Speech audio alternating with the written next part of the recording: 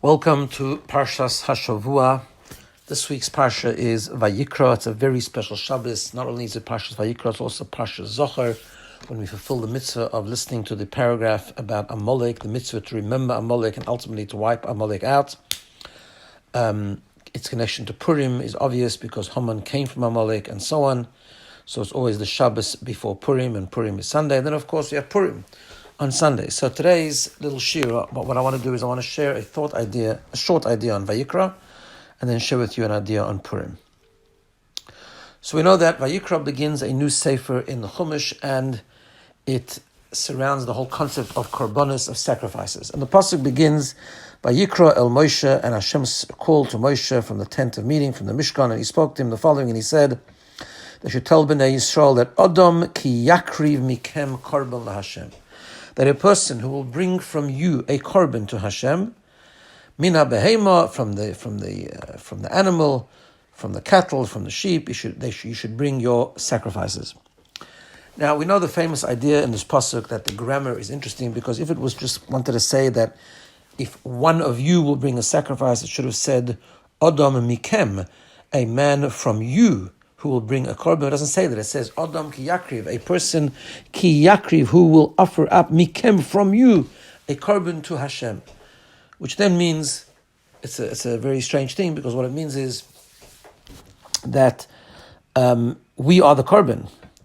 So what does this all mean? So in a talk that the Lubavitcher Rebbe gave in 1952, he explained, based on the teachings of the previous Rebbe, the following idea, that in fact, when the Torah talks about korbanos and sacrifices, we need to understand that although in the Beis HaMikdash the concept of korbanos was manifested through bringing up animals and sometimes flower offerings and so on and so forth, but the true korban, the true sacrifice, the true coming close to Hashem, because the word korban actually means coming close, the true coming close to Hashem is in fact ourselves. Which is why the Torah says, Adam ki yakriv mikem korban Hashem. A man will bring the korban mikem, from you. You are the korban. You need to come close to Hashem. But to break this down even more, the pasuk can be broken up into two parts. The first part is a person who brings the korban mikem, from you. The second is that it says mina behema, from the animals you should bring your sacrifices. And explains that this is actually a reference to two types of korbanos. We have two jobs. Each person has two souls, the nefesh alakis, the godly soul, the nefesh habamis, the animal soul.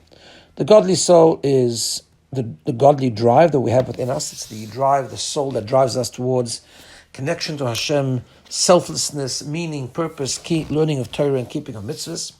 Whereas the animal soul is animalistic, instinctive, impulsive. It's into self-preservation, leads us away and leads us astray from the connection to Hashem through the pursuit of materialism, the pursuit of temptation, the pursuit of lust, the pursuit of jealousy, and the pursuit of all things which are unholy and ungodly. That's in a nutshell.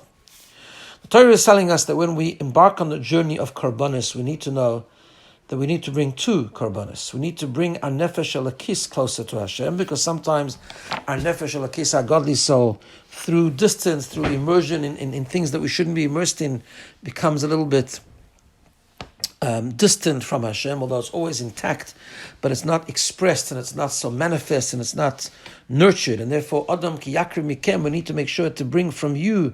You have to bring the korban, bring your essence, bring your soul closer to Hashem.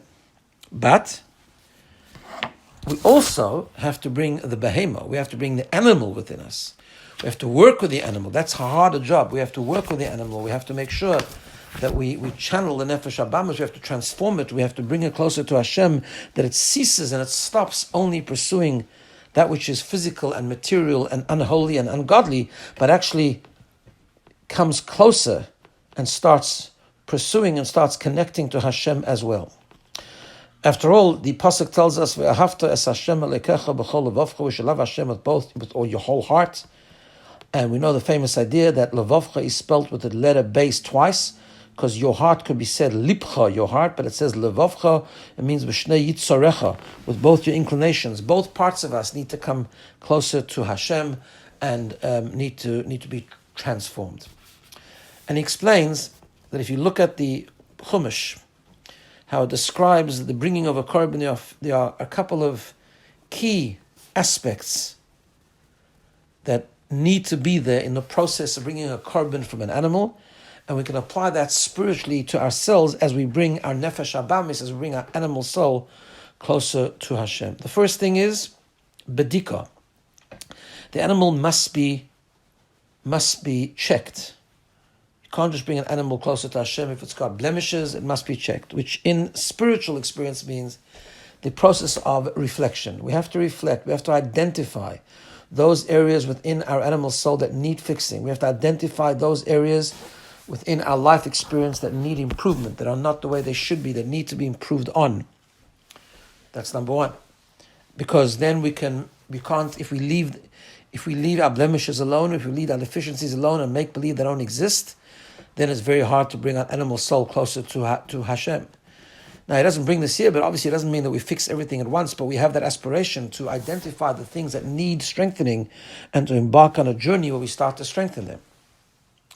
Then we have a very important part of the korban, especially the first korban that the Torah is describing there, the korban oila.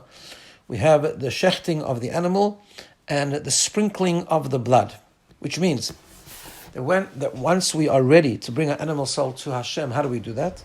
So we know that shechting an animal is actually an expression of elevation. We elevate the animal.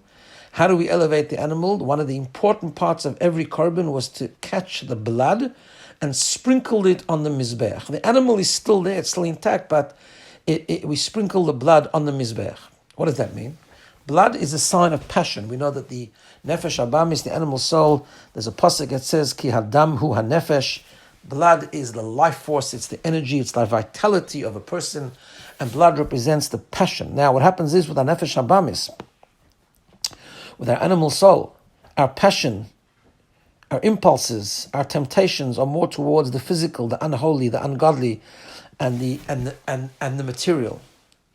Bringing a korban, bringing the nefesh abamis closer to Hashem, bringing that sacrifice means that we are able, we're willing, and we work hard to give up some of the nefesh abamis pursuits, and we sprinkle the blood on the mizbeach, which means we take the passion, the life force, the energy, the vitality of the nefesh abamis, and we channel it towards the mizbeach. We take it away from pursuing that which is selfish all the time, but rather we redirect that passion by sprinkling it on the mizbeach. The mizbeach, of course, is the altar, the very object which is connected to Hashem, and we take our passions and our desires and we channel them towards Hashem. That's how we bring our nefesh abamis. So once we do that, then we're ready to put the whole animal on the mizbeach. We put it on the fire of the mizbeach, because then we are ready to transform the nefesh abamis. What happens with a korban when it's on the mizbeach, particularly a korban oila, a burnt offering, that the entire korban is consumed by the fire in the mizbeach and goes up to Hashem and is elevated towards Hashem. With us, the same idea is that we are, once we learn and we work hard and we subjugate a nefesh abamis to train it, to turn the passions away from materialism towards godliness, then we're able eventually to put the whole nefesh abamis, to transform it, that it should be a korban, it should be something that is one with Hashem and serving Hashem and connected to Hashem in a very real way. And he ends off that talk by saying that if a person should reflect and say, well, who am I? I'm so much in the dumps, I've done so many things wrong. Right? How can I bring a korban? How can I do this? How can I embark on this type of avodah? It seems beyond me. It seems out of my reach. It seems like a goal which is completely unattainable and unreachable. So he says, this is what the pasuk, and this is what he brings from his father-in-law, the previous Rebbe, that says that mikem korban. The korban comes from you. It doesn't only mean that you nurture your nefesh elakis and you strengthen it, but you also realize that the nefesh elakis has the power, and mikem means bochem hadovar tolo. It depends on you. We have the choice. We can embark on that process. We can embark on that experience, and we can really do it. Is it hard work? Of course it is. But nevertheless, we have the choice, and we have the foundational ability to be able to embark on that experience, and that is the crux of Vayikra. Today we don't bring karbanis in the Beis Hamikdash because we don't have Mashiach yet. We don't have the Beis Hamikdash. But this parsha is so relevant in that we understand and we learn about karbanis, so that we can apply the karbanis to ourselves in the spiritual way, where we actually are able to bring ourselves, our nefesh elakis and the nefesh abamis, the godly soul, and of course the animal soul, to towards Hashem, to come closer to Hashem, korban from the language of kiruv, to come closer to HaKadosh Baruch Hu. Let's now go to a idea on Purim. I want to share with you an idea that actually is rooted in the writings of the Chayze of Lublin, but also represents the foundation of Purim, really. So there's a very fascinating Mishnah. This won't at first glance be obvious what the connection to Purim is, but stay with me. There's a famous Mishnah in Kelim. Kelim is a Masechta which deals with Tumah and Tahara, purity and impurity. It tells us which things can become Tomei, which things cannot become Tomei, how something can become impure, and so on and so forth. But the crux of it is that not everything can become impure. There are certain things that are mekabel tumah, which means they are susceptible to tumah, that if they come into contact with something impure, they can contract impurity. Then there are those things that actually cannot become tomei, that they're just not mekabel tumah. They cannot, they're not even potentially susceptible to becoming tomei. So in the Mishnah, there's a whole discussion back and forth about these different concepts, and then there's a very interesting Mishnah. The Mishnah says the following: that if you look into the creation of the world, you'll see that anything that was created the first day can potentially become impure. Things that were created the second day, like the sky, the sea, cannot become tomei. Then again, things that were created the third day, food, fruits, grass, etc., can, in certain conditions, be susceptible to impurity. Whatever was considered on the fourth day or the fifth day cannot become tomei, like fish, the sun, the moon, and so on. They cannot become tomei. Birds to a certain degree, except, says the Mishnah, that on Wednesday, except when talking about the creations of Thursday, and we're not going to go into this now, but the Mishnah says that the wing of a vulture and an ostrich egg that is plated can in fact become tomei. And of course, everything that was created on Friday can also become tomei, like animals, creepy crawlies, the human being, and of course Shabbos is a day of purity. So again, let's just summarize this. Sunday there is tumah. Tuesday there is tumah, and Friday and Shabbos. And Friday there is tumah. Thursday there is no purity except for certain things, which means that Monday there's no tumah, Wednesday there's no tumah, Thursday also for the most part, and of course Shabbos. So the Chayze of Lublin said, what is the Mishnah teaching us here? He says an amazing thing. Yom Kippur can only fall out on days that there's no tumah. Monday, Wednesday, Thursday, and Shabbos. Those are the only days Yom Kippur can fall out. Purim, the other way around. Purim can fall out only on a Sunday, Tuesday, Thursday, and Friday. The days that they can become tomei. Now, of course, the overlap here, just to understand, is Thursday. Thursday, on the one hand, cannot become tomei.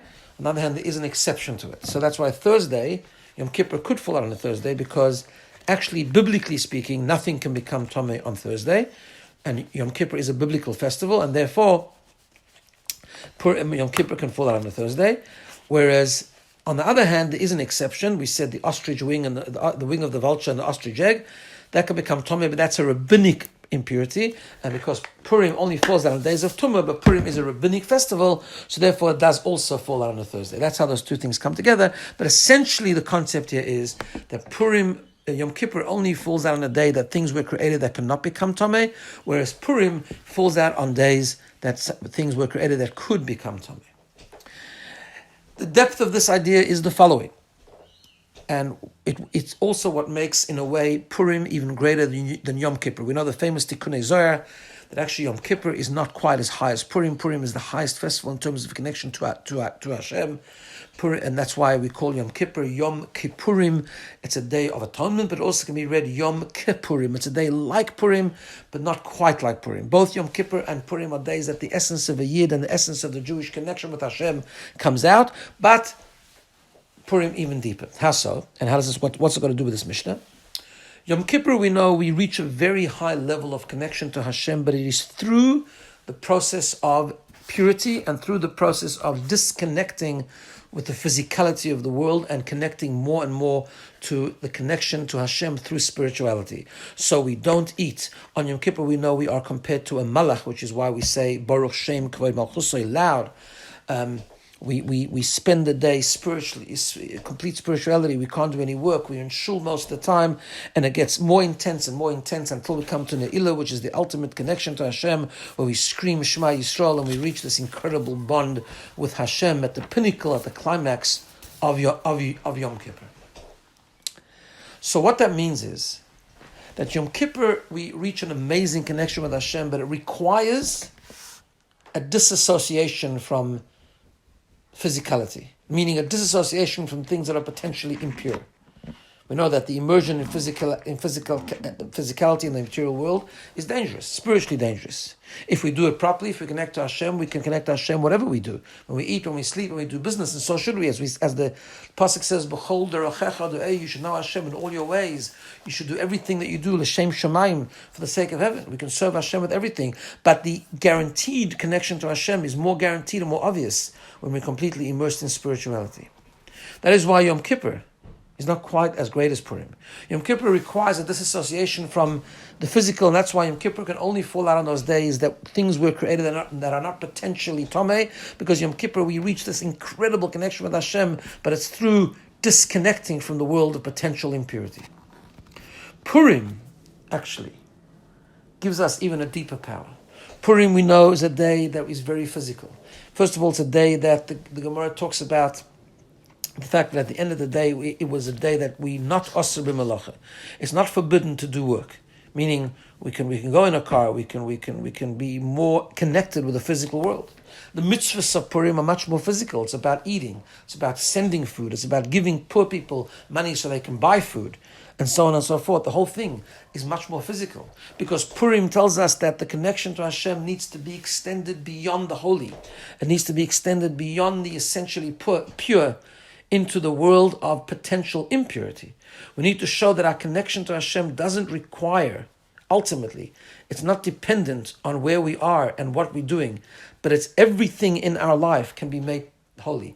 Everything in our life can be connected to Hashem. The way we eat, the way we sleep, the way we conduct business, the way we conduct our married life, everything we do, the most physical and material things, if we do them properly, if we invest the effort, if we follow the Torah, can be channeled to serve Hashem and to discover holiness in those things. Amazing thing that in the Torah, the term holiness actually doesn't bring this, but the term holiness is mainly found by two things, which are the most physical, by sexual relationships and by food. And it's both things with the kashrus and kadoshim tiyu. It's those things where the Torah commands us to be holy. In other words, ultimately we have to find holiness in the most physical, in the most material. Which means you have to do it, we have to engage in the physical the way the Torah wants us to do it. We have to stay away from the things the Torah doesn't want us to do, and do it the way the Torah wants, and so on. But that is how we do it. So Purim, therefore, is higher, because it deepens the connection and extends the connection to Hashem, even with potential impurity. And that's why Purim falls down in the days where there is impurity, to show us that that's the power of Purim, to bring Hashem's connection even into that environment as well.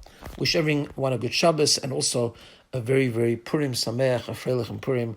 And just like Purim was an amazing victory over our enemies, may this Purim, or may the preparation to Purim, bring out and bring forth an amazing victory for Klal Yisrael, for Am Yisrael, and for each individual. Have a wonderful day and a good Shabbos and Purim Sameach.